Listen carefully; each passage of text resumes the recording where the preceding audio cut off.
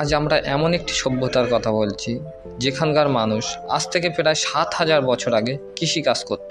যেখানকার মানুষ আজ থেকে প্রায় ৭,০০০ বছর আগে পাকা ইটের বাড়িতে বসবাস করত এবং এই পাকা ইটের বাড়ির ইটেরও স্ট্যান্ডার্ড সাইজ ছিল এবং প্রত্যেক বাড়িতে টয়লেট ছিল, স্নান করার জায়গা ছিল, এখানে ড্রেনেজ সিস্টেম ছিল, এখানে পাবলিক কুয়োর ব্যবস্থা ছিল যেখান থেকে মানুষ জল পান করত, এখানে ডাস্টবিনের ব্যবস্থা ছিল যেখানে মানুষ ময়লা আবর্জনা ফেলত। আজ থেকে ৭,০০০ বছর আগে এই শহরকে এমন পরিকল্পনা মাফিক তৈরি করা হয়েছিল যা আজকের দিনের অনেক শহরের থেকে উন্নত ছিল। এত কিছু জানার পরেও আজও আমরা তাদের এখনও ভাষা বুঝতে পারিনি। অনেক চেষ্টা করা সত্ত্বেও তাদের ভাষা এখনও পর্যন্ত বোঝা সম্ভব হয়নি।